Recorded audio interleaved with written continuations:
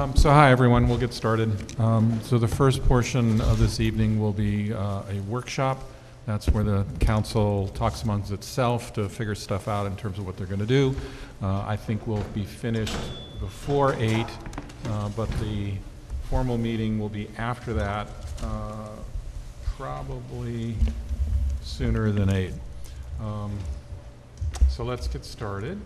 One of the things we can do in workshops is swearing-ins, and I see we've got a couple of people we want to swear in, so let's get started with that. Just have one. Just the one? Yep, just Okay. Isabella. All right. And Mayor, just so people know, we do have Councilmember Wake online. Oh yeah, let me just So do hi, the- Paloma. Let me do the roll Hi. call. So hi Paloma, and I see Dan and Pam and Molly and Lee are here. City administrator's here, and the city attorney is here. Okay. So is the chief here somewhere? Okay, you want to do the quick intro, and then we'll do a swearing in.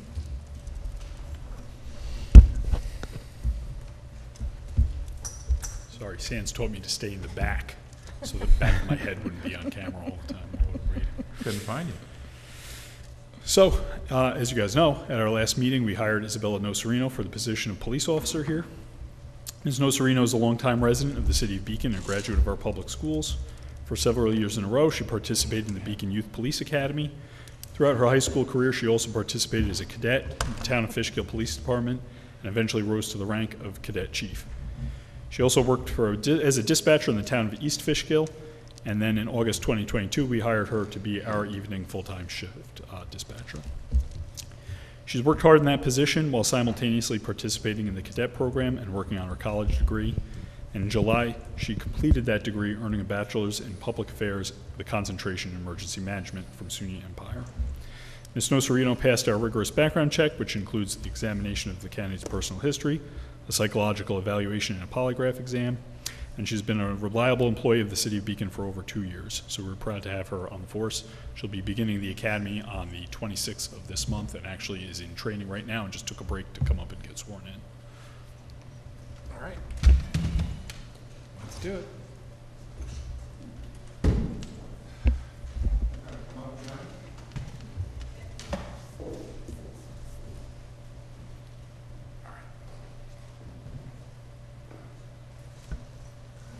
Oh, come about right here.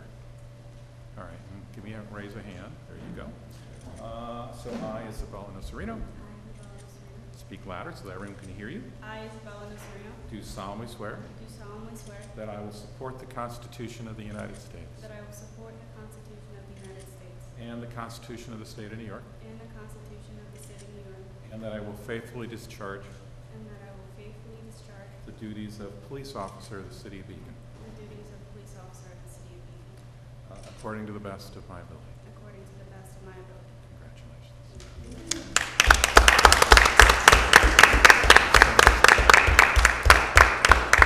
Ooh, she got a badge. Do we do a photo? Do you want to do one this way and then turn and see if anyone wants to do Yeah, one? or maybe, I don't know if you want to take one with your family? We How do have you want a to do minute. it? The next few minutes. You I got a bunch, so. You came all this way. Yeah. Oh, wow.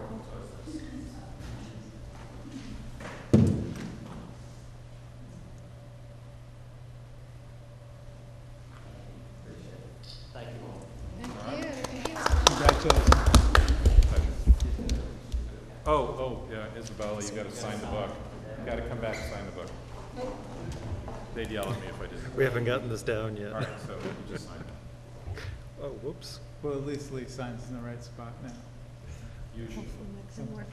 It says police officer Lee Kiriakou is half the department. All right.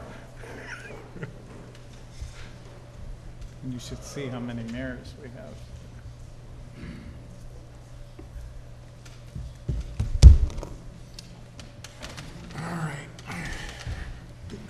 Chief, stick around. You got a couple more, right? So next one is the appointment of George White to the position of police dispatcher.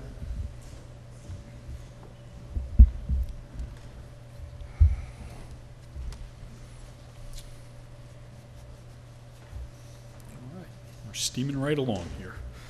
Mayor and City Council, I'm writing to recommend the hiring of George White for the position of full-time police dispatcher. Mr. White's a lifelong resident of Stormville and attended and graduated Carmel High School, where he played varsity lacrosse. In 2023, he graduated from the University of New Haven with a bachelor's degree in criminal justice.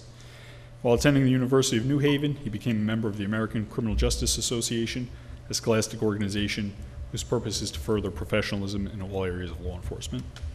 During his time in college, he also successfully completed an internship with the Putnam County Sheriff's Office, where he gained valuable experience working with law enforcement databases. Mr. White passed our background check for civilian employees and comes highly recommended by everybody in the interview process. Any relation to any other whites that work for the No city? relation. I'm not Not that I'm related to aware of. anyone. All right. I'm curious, it mentioned in the letter that he said he was sort of interested in a career in criminal justice. Does he yet know what exactly he wants to? Is he interested in being an officer, or does he know I think yet? he's right now, he's examining kind of All the options, so, yeah. great, thank you.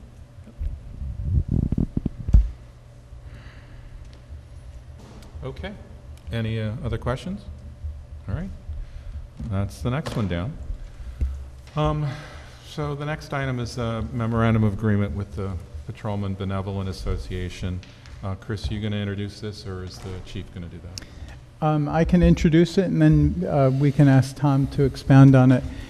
This was presented to the council in executive session. As most of you know, we had 8 openings in our department of 36. Tom will talk a little bit more about that. We were able to hire Isabella off the last list, but off the last civil service list, we really weren't able to get more than one. The city of Poughkeepsie, which pays 13 or 14% more than we do, was able to hire 6 officers, and we're getting to a point simply where we're no longer competitive with the departments around us. When I negotiated the last contract in 2021, inflation was 2%, so the raises, which were 2 to 3%, looked pretty good.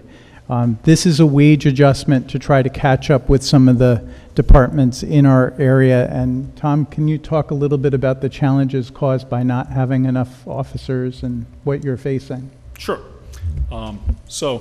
As we discussed during executive session, we are basically facing a staffing crisis. Right now, we are 7 below what our normal staffing would be. Hiring has been difficult for all police departments in the area. We used to get over 1,000 people taking the exam for police officer in Dutchess County, and in 2023, we had under 400 take it. We've also struggled with quality of candidates. Recently, they opened up NYPD laterals to transfer upstate.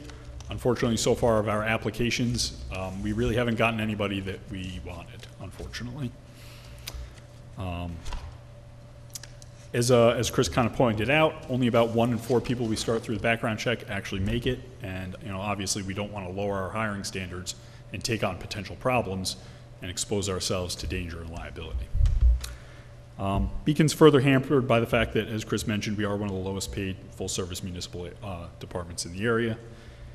Those other 2 are the town and the city of Poughkeepsie. A patrol officer in the city of Poughkeepsie hits their top pay of $106,414 in just 4 years. A patrol officer in the town of Poughkeepsie hits their top pay of $113,300 in 5 years. In Beacon, a patrol officer hits top pay in 6 years, and that top pay is $98,553. So in essence, a city of Poughkeepsie officer with just 4 years on the job is making approximately 7.7% more than a Beacon police officer with 6 on the job. And a town of Poughkeepsie police officer with just 5 years on the job is making almost 14% more than a Beacon officer with 6 years on the job. These jobs also offer more opportunities for advancement and specialization, as they're larger jobs than we do, making them more attractive to new recruits. As such, we're simply in a bad position to compete with them for hiring. We currently have We currently have no one who's stayed past their retirement date on staff, but worse, we've had officers leaving in unsustainable numbers. Since 2014, we hired 31 police officers, which is a very large number considering we're budgeted for only 36. Approximately 39%, 12 of those officers, have left the City of Beacon Police Department for higher paying employment. So I'm not talking about people who've retired, I'm not talking about people who have left for a change in careers. These are literally just officers who left for higher paying police departments. We're now long past the point where we're saving money on lower salaries. First, every time someone walks out the door, they're leaving with thousands and thousands of dollars of training and experience. And second, because we have so few officers left, we don't have numbers to even fill our required shifts. We're actually contractually obligated right now to 80 hours of overtime a week, and that's with everybody coming to work and nobody taking any time off and nobody injured. Obviously, it's summertime. That's not the case. Everybody has time off that they're entitled to, and we actually have 2 officers who are out on workman's comp. So just to meet those minimum staffings, we're already running 80 hours of overtime a week. So if we don't do something soon to kind of try to catch up to these other departments, we're only going to fall further behind.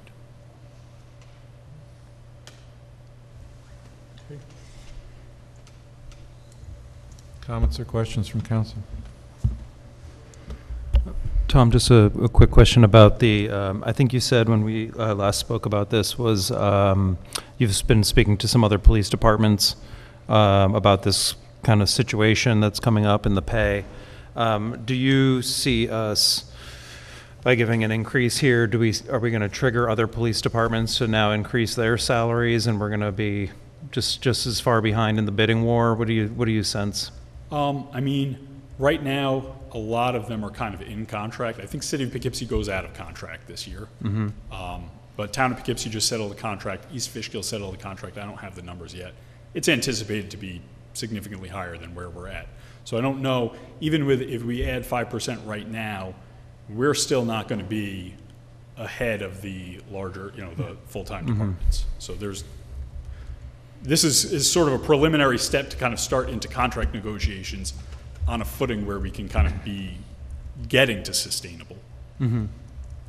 And the reason for the timing is the collective bargaining agreement that we have with PBA goes until the end of next year. And this was crucial to making sure that the great staff that we have don't go elsewhere because of the pay disparity. Mm-hmm. We don't get all the way, but at least, it sends a message that we value the work they do. You have a great department that you should be really proud of, and we don't want anyone else to leave. Right. We also hope that there's a test that's being given in September, and we hope that the next list, when it comes out, that we can be more successful in hiring additional staff so that we can start to get caught up. Okay. This has been an issue for years. We've always had openings, but we've never had this many. So the idea was to try to get a little closer to some of the surrounding departments now. We'll be negotiating another contract next year, and we'll have to do additional. Again, we're just not meeting the market. There's a salary, there's more police demand for officers than there is supply. Okay. So. Chief, can you say more about the next hiring cycle in terms of the timing of it, of when it sounds like the test is going to be in September, and how soon after that would we actually be able to look at the lists? So you would see the list at a bare minimum 3 months. Lately, the state's running 4-5 months on civil service tests. 3 months used to be the standard. Post 2020, it's a little bit anybody's guess, but like 4 to 5 months probably. After that, we put the candidates, depending on the number of candidates who pass through an agility test, because that's the thing that kind of knocks the most people off. So we actually do a countywide agility test. So that the candidates, once they're found to be on the list, they have to be canvassed and then given, I believe it is 4 weeks notice or 3 weeks notice before the agility test. So we're not looking probably to start hiring off of that next list.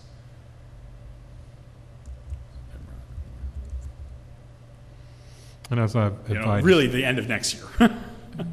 Or I'm sorry, the end of this year. Mm-hmm. Yeah, as I've advised council too, while the disparity in police I think is wider, we're going to be probably in the same boat to a lesser degree with our other employees as well.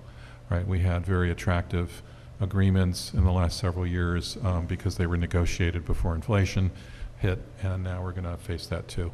And as I've sort of advised you as well, we've looked pretty carefully at our budgets, and we think we can handle this, although it will tighten our budgets up, right? So.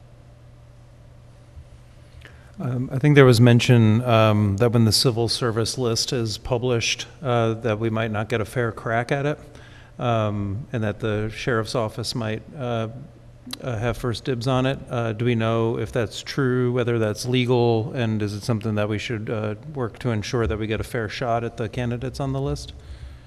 Should we contact the State Civil Service Commission? Is there something that should be done to assure that we're getting a fair crack? I mean, I think we should discuss that in executive session. Yeah, I think okay. it has to Yeah, I be do too. discussed. Okay. All right. And I guess this, it seems to me that this is the best solution that we have available to us now. It's making me think about the long-term trajectory of the department, of course, and making me wonder if we're at a point where maybe like 15 years ago or 20 years ago, we should have recognized this point for volunteer emergency services and volunteer fire departments, that maybe because of public attitudes shifting towards policing, that perhaps this is in the future will be a regular state. And I don't think that Beacon's budget can support a long-term bidding war for police officers in Dutchess County. So I would say that if we come to a point again where if we're thinking that we need to do an increase for retention, that I would recommend that we also look at the roles of the police department and what can be done by civilians as well. One thing I really love about the city of Beacon is the highway and water and everybody's helping each other out.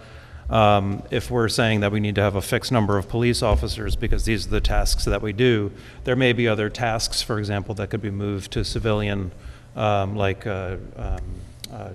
traffic speeding tickets and that kind of thing can be replaced with radar.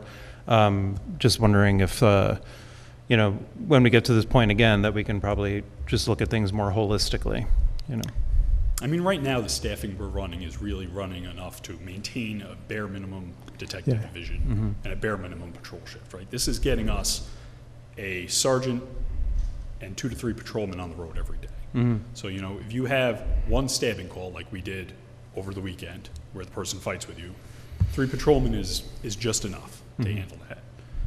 And it's not like we don't get those calls. So I don't really think that we're in a position where we can really look at reducing the number of officers on the street. Okay, because the tasks wouldn't add up to an entire Right. shift or person. Okay.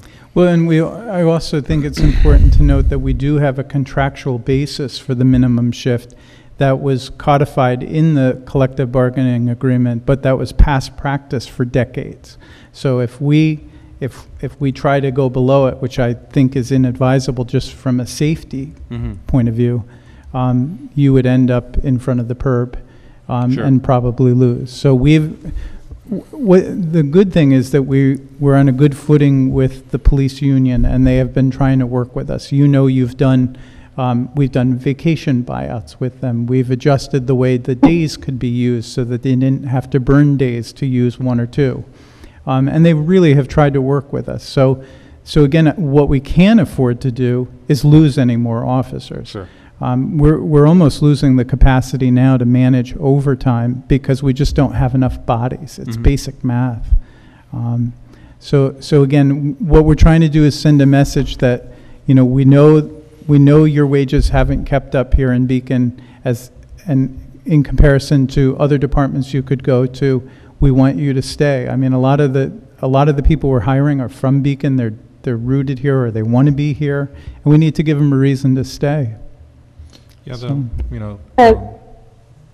sorry, go ahead. Sorry. Paloma. Hi. I want to reiterate that I agree with what Dan is saying or what Dan is pointing out, that in addition to this making sense as our immediate next step and retaining the excellent officers that we do have now, I'm very struck by some of these pieces of data that Chief Figlia is sharing. For example, that we have less than half of the number of people expressing initial interest in being a police officer in terms of the number of people taking the exam in the first place. And I think those numbers are expressing a bigger picture of waning interest in being a police officer at all. And while this makes sense as the sort of immediate term steps, I would like to keep having this conversation of what is the long view and understanding the role of police officers in our community that does not compromise community safety, of course, but is being realistic about these broader trends. Yep, thank you. Yeah, Dan, I just wanted to provide a little history, because I'm with you, which is, the move toward what can you do with civilians is useful. I think, Tom, you were around when the dispatch was the senior lieutenant, right? And That was actually a little bit before me. Yeah. Was it? Yeah, and it was like, But when I got hired, it was a patrolman on the desk. Yeah. It wasn't the and- mayor? No, but it was literally the senior lieutenant sat in there and did the dispatch. And we worked a long time to start to move in the direction of civilian dispatch. And, it was part of our police reform, but this police department is very amenable to that. I think that's a big win. You mentioned another one that, I don't know if we've done that, but tickets, parking tickets, some places can do that as well. I think those are the main ones. We had 4 police dogs a number of years ago, and we were finally kind of saying, okay, over time, we're going to whittle that down. The only community that had 4 was the county, and the county actually lent them out if you needed something, or would help you with that situation. So we kind of worked on some of this, but there may be some room as well, and I think that's fair. And I think Tom would happily share what data there is. There are limits, and we'll figure them out.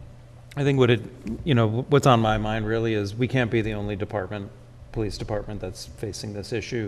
Just like our, BVAC and our fire department, our volunteer fire companies weren't the only ones facing, their issues. And so there's got to be some kind of coordination and people figuring out what to do long term. Yeah, the other thing. But I do think you should recognize that there are conditions here that are distinctly Beacon. We've really gotten rid of all of the opportunities for specialization. Yep. You mentioned the K-9. Yep. We may not need know. 4, but we need to get rid of all 4?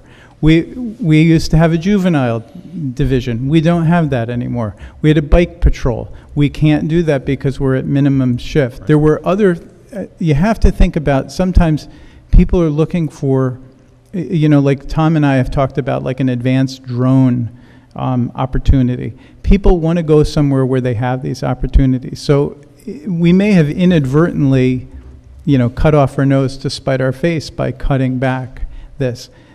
They also see the wealth in Beacon and that this community is thriving, and many of them can't afford to live here. And I hear that from a lot of our employees. Mm-hmm. So we do have things that are kind of distinctly, and we're so much smaller than Poughkeepsie or Newburgh. But I think we may have cut too much, and we need to think about rebuilding to a more sustainable level. There's something in between where we are and overspending. And we're certainly not close to being at the top of that. Mm-hmm.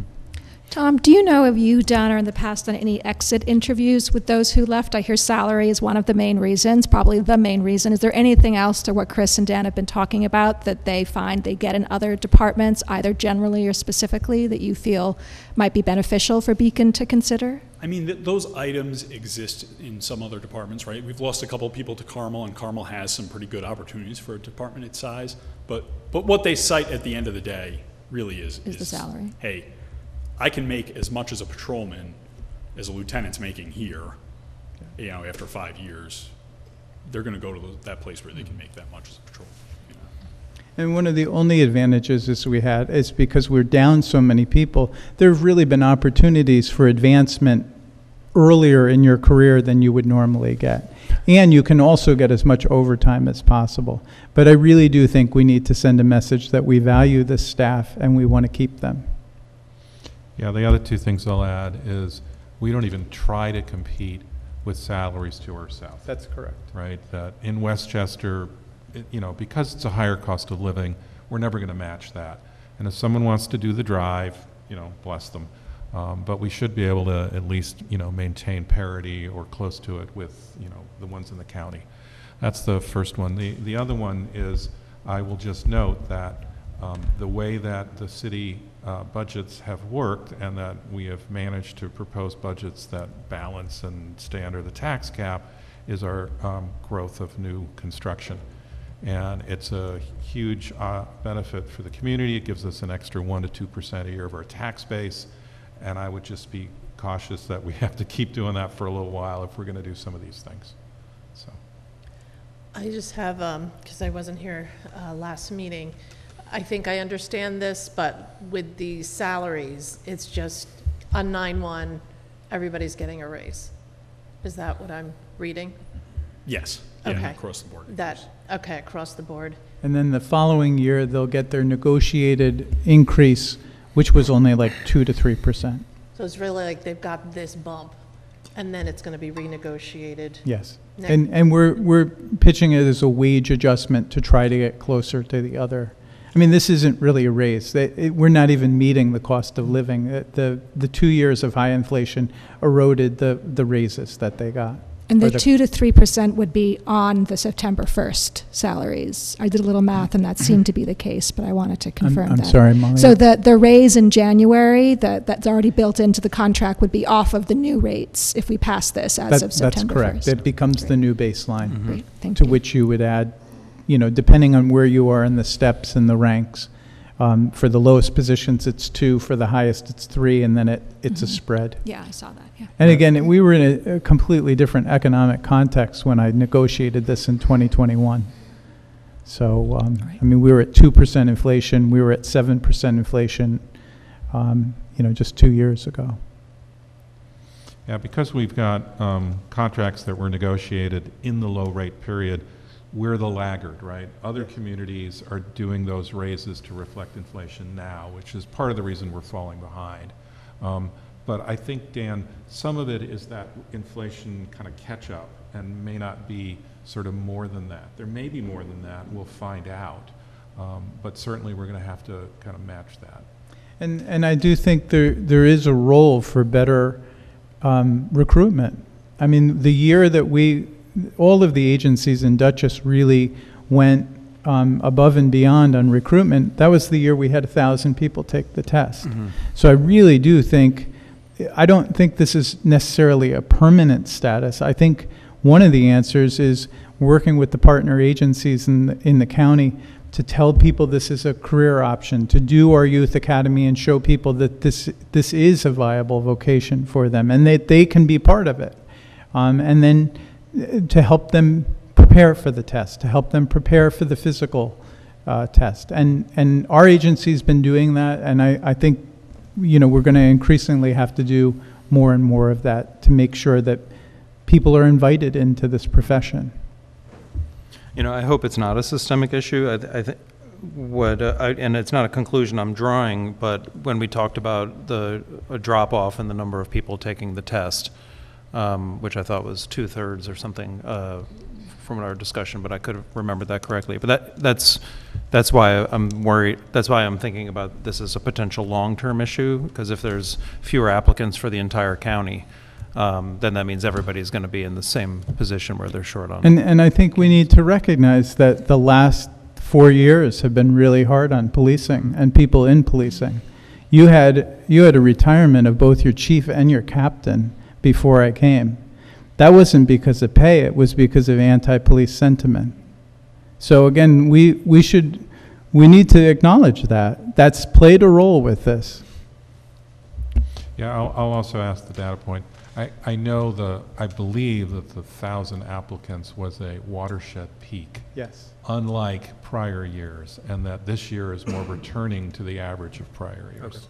No. You think it's worse or It was, lower? Yeah, It was high, yeah, but- Okay. it was. It hit a peak, but it wasn't like a huge peak. Okay. Like when I took the test, you took it, there were 2 rooms at Dutchess Community College. I took the test in the cafeteria, chock full of people. We're not getting those numbers now. Okay. Cool. Any other information? We good? No, just to echo what Paloma said, I hope that we have an ongoing conversation about recruitment, because I think public safety is a key issue in our community. So I appreciate you coming to us, as you have several times since you became chief, to talk about these things. So Appreciate Okay. it. All right, thank you. Thank you. Tom. All right. So there's a bid on a box culvert wing wall replacement. Someone will tell me what that is on Washington Avenue. and where it is too. I couldn't Yeah. remember that either. Just don't know what it means. Well, Teresa will tell you where it is. It's by her house. So we had, this was in your capital program back in 2021. A box culvert is basically a structure that allows water to go under the roadway.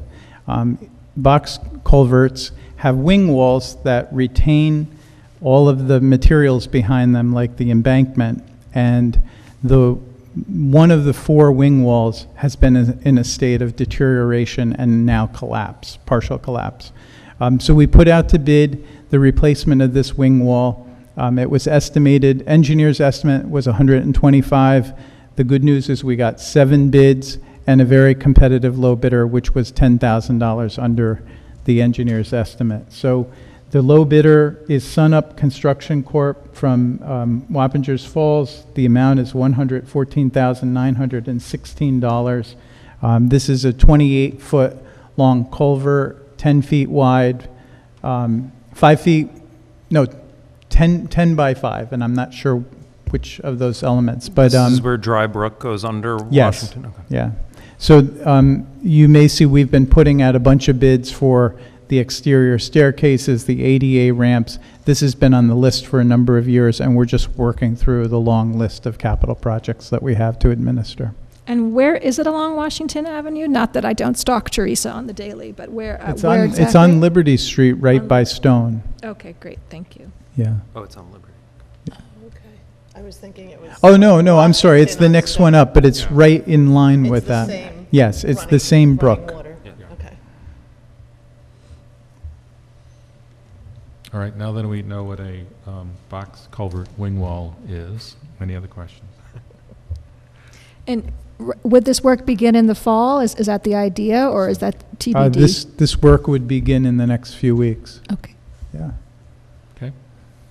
Will it interrupt the school? Will the school, especially JV Forrestal, need to be notified? Well, we will notify them. I mean, we have work going on all over the city, so I just know we're it's doing our, close to we're, the school. if we, again, I think we can manage it. As part of these contracts, they have to flag traffic if they're closing one lane, and we don't let them close both lanes. Unless it's for like 2 seconds to put a plate in the road. Okay.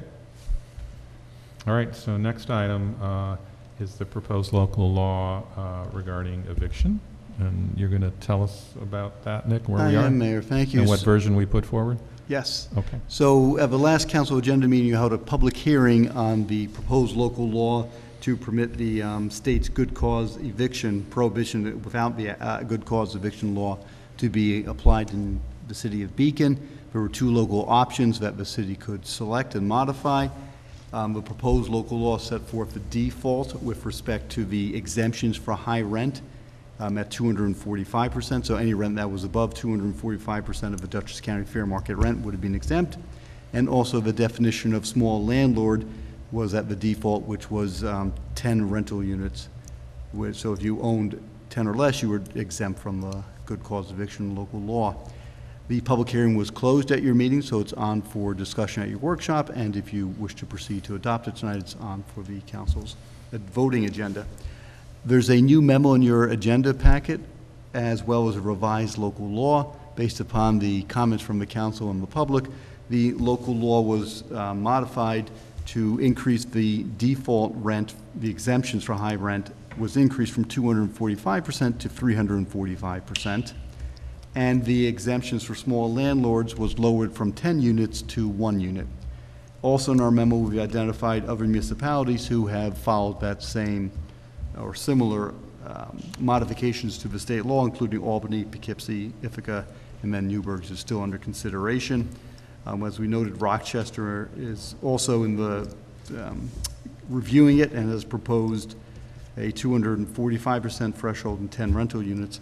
But the local law that is modified now before you for your discussion would define small landlord as 1 unit, so anyone who owns 1 or more units, including has an interest in it, right? So if you own 1 outright, but there's another one that you share with 5 family members, you would then fall within being, no longer being a small landlord. And then the exemption for high rent would be at 345%. Nick, I'm sorry if this was in the state law and I missed it, but how is fair market rent calculated again?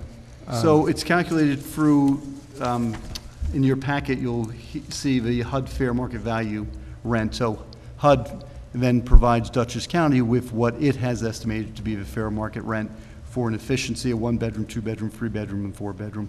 And that's what the law says needs to be used as the guideline. And HUD is Housing and Urban Development, which is a federal agency. Thank you.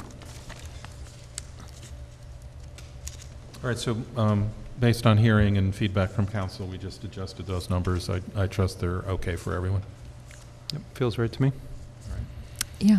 Can I, to follow up on what Dan asked, can I clarify how, if we did pass this law tonight, how both landlords and tenants can know both what that fair market rent is and also the percentage, the rent at which is 345% and above? Is that something that the state is going to issue? I'm not sure if it's in the law itself or now that there might be two municipalities in Dutchess, if the county does it, I didn't know if there was a body they can refer to going forward if we passed it.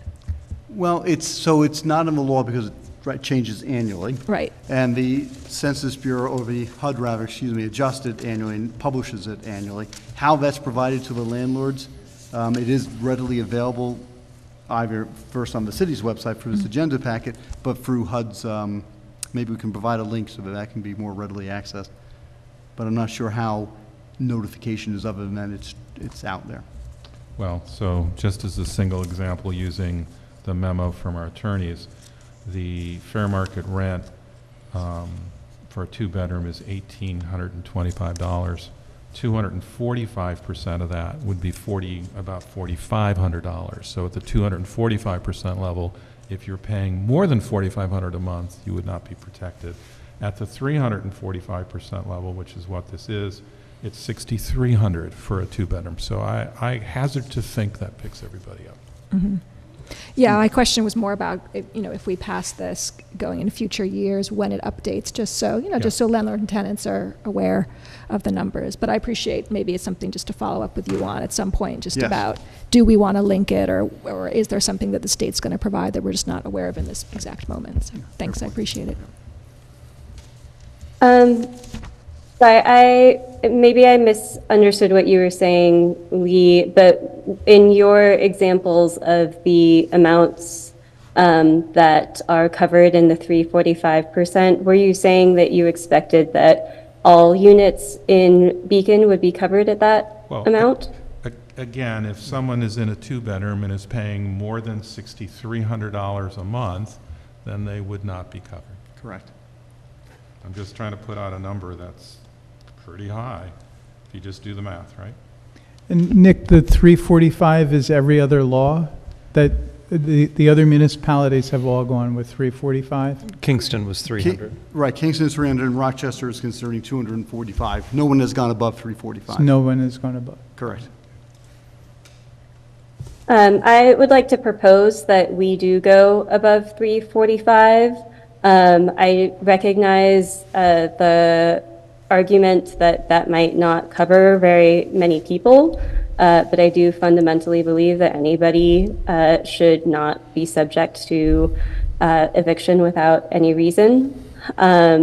Just to put out an example number, I'm proposing 500%. I know that we have multi-million-dollar units here in Beacon, and from my math, that would cover those people. I'm sorry, help me with your math. What evidence do you have on our rents in Beacon? I just was shocked that you'd think someone in a two-bedroom was paying more than $6,300 here.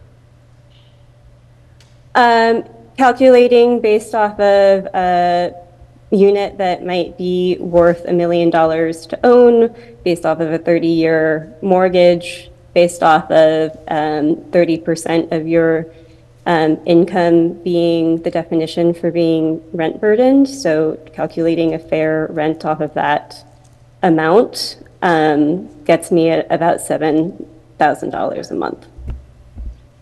So I'm struggling on why someone would pay that rent as opposed to just buying. I don't, I think I'm that not- kind of puts an automatic cap on things, doesn't it? I'm not in everybody's personal finances to know that that is a choice that anyone would make. I know that there are certainly folks who could afford to purchase a much smaller unit who choose to rent instead of buy because that's what's supportive of their needs. I don't know a ton of millionaires, to be honest, to have an anecdotal piece of evidence for that one. But I don't see that I need to. Others? I'm good at 345. Everyone else seems to have done that. I mean, This seems to be more than sufficient. And actually, above that amount, these are the folks that are driving rents up, right? Because they have the ability to pay. And what it means is if we don't have an apartment at that level, they're going to take an apartment at 5,000 or 4,000 or 3,000 and bid out everyone else. So Well, I I'm think just they're not going sure to do what- that I'm regardless just- if I'm the not units sure are what- available or I'm not. not sure what reason we have to offer protection for those that have the means to go buy. Ideally, what we want them to do is go buy a house, right? Because that would open up the market further, that would help to bring rents down, and that would help those who actually can afford those levels of rent.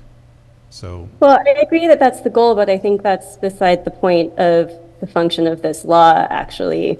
And the other thing that I'm trying to make clear with that distinction is that it's not just about the renter side, it's also about the landlord side. I'm not interested in unregulating luxury apartments either, from a landlord's perspective. well, actually, it really depends on what your goal is, right? Because if you have a building with a luxury unit and a bunch of smaller units, if you can get more out of the bigger one, you can make the rents lower in the others. And again, I'm much more interested in helping people who are struggling than I am in helping people who can pay $6,300 a month for a two-bedroom. I'm interested in the same thing, but I don't think that this change deters that. If anything, I think that it enforces that, since what we're talking about is an exception. I didn't understand the logic. Anyway, others?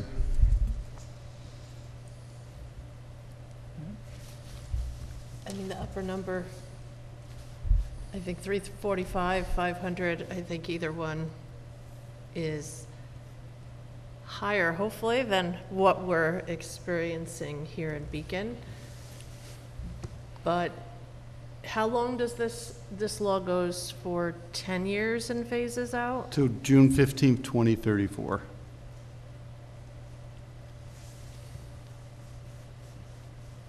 but the 345 is a percentage, so the amount will adjust Yes. over those 10 years. Right. Right, because this figure adjusts, Right. yeah.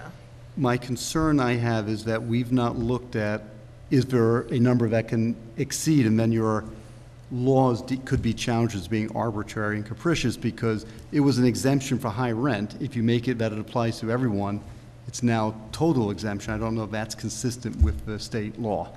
If that's your intent, we can look at that, if that's what the council wants to do. I'd be hesitant in adopting it tonight with something that could be subject to a challenge. The risk of that probably low, but it's something that's out there. So are you recommending that we not adopt 345 tonight? No, 345 I'm comfortable with, and other Okay. communities have done it. Going above that to 500 or 1,000 or 750, or whatever number might be. Right. Once you get above what other communities have done, which 340, the state's at 245 as the default, 345 seems to me one that can be justified. If you're going above and beyond that, maybe it can be justified. I just have the concern that it would require more thought. So you're saying going too high is the equivalent of setting the small landlord at zero? Yes, The state would say, that's not what we gave you the option to do. correct. So you're saying at the upper end, if you set a percentage that's so high that it excludes no one, again, the state may conclude that, Or a landlord might argue in court, and then it And then we lose nullifies your law in its entirety. yeah. Where other municipalities chose 345 and it's passed, so it's kind of, we're more common of what is passed. Right, you're locally. correct, yes. I'm So supportive I of the... appreciate that point, Nick, and I certainly don't want to put the law's efficacy in jeopardy.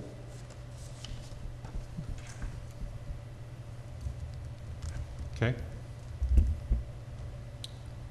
I'm happy with 345. I'm happy with 345 too. I just did some hot research on Zillow, and there is one unit listed right now for a 5-bed for $10,000 a month.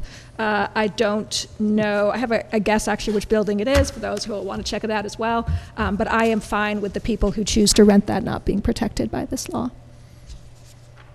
Yeah, no, and I appreciate, Nick, the comment that you made, because once you explained it as if you exclude everything, you got an issue, right? Yeah, I get it. And then it makes sense, because when you talk about setting the small landlord exemption No, at that's a good 0, example, yes. that's really clear, we're going to lose that.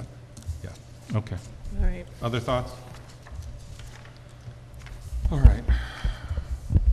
Yeah, this is an area where I don't want to see us challenged again, so. All right. Oh, actually, that reminds me. So with our current law, do we have to take steps to repeal it officially? So we've added a note in the E-code so that people are aware it's being I repealed. did, yeah, I saw that. And this local law, section 1 of it, provides that it's being repealed. Oh, I must have Yes. overlooked that. Thank you for confirming that. Okay. Anything else on this one? And again, the version we're voting on, unless we do an amendment, is setting the small landlord exemption at 1 and setting the high High rent rent at percentage at 345. 345, Yes. which is consistent with all the max of any other community. Yes. Okay. All right, so the last one is for the workshop, is the proposed local law concerning the transition district, the T district, and in particular the dimensional requirements. You're going to take us through that, Nick? I am, Mayor, thank you. So this is on for a public hearing tonight. It was referred to the county planning board that sent a memo in your packet that says they've reviewed the local law, have no comments, it's a matter of local concern. The city's planning board reviewed it at its meeting last week, and in your packet is a memorandum in support of the local law as adopted, as proposed, with a suggestion for some additional modifications. So the local law recognizes that in the T district, townhomes are permitted use, but it doesn't address the issue of the townhome being on an individual lot and not meeting dimensional zoning requirements. The existing Note E in the Schedule of Regulations provides for that for the RD districts where townhomes, attached or semi-attached or not attached, are permitted. So this would just add the T district to that note in the zoning, which would then allow the planning board more flexibility and the authority to have townhomes in the T district, which again is a permitted use. It's really just a cleanup. It's already allowed as a use. The zoning wasn't consistent to allow that use from the dimensional regulation perspective. The planning board took it a step further and said, since attached or semi-detached townhomes are permitted in the T zoning district, we, the planning board, have treated that, since it's permitted to be attached. If you're attached, you can't have a side yard setback on the side you're attached to. It's at a 0-foot zoning. And the planning board has acted as though that is in the zoning code because you allowed attached homes, but the dimensional requirements don't actually say that. So the planning board is saying, please clean that up as well and set the yards as 0. And for the end units where you might not have, where you have more flexibility in what the side yard would be, give the planning board the authority so they can set what that side yard setback is for the end units so they can put it in context with the adjacent land uses, similar to what is done for other permitted density in the T district. With that suggestion from the planning board, would that require us to make an adjustment that's material? And could we do that in advance of the public meeting we're just about to have, or would we have to hold it over and then make it another, whatever our next public hearing is? Correct, because we did not have time or discussed this previously with the council. We did not go ahead and make that change to the local law. So the local law, the subject of tonight's hearing, does not include the changes suggested by the planning board, in which we, from our office, agrees makes sense. So we would suggest that you adjourn hold the public hearing tonight for any other comments, but don't close it, adjourn it to your first meeting in September, at September 3rd, I believe it is, and then you could consider adopting that local law at your meeting on the 3rd. And that would give us time to then adjust the law. And we did adjust the agenda to pull that last law off, because we knew we couldn't vote now. Yeah. Yeah, I'm certainly amenable to making that adjustment. I listened to the planning board meeting as well, and it seemed reasonable. Yeah. So let's see if I have this in English, plain English.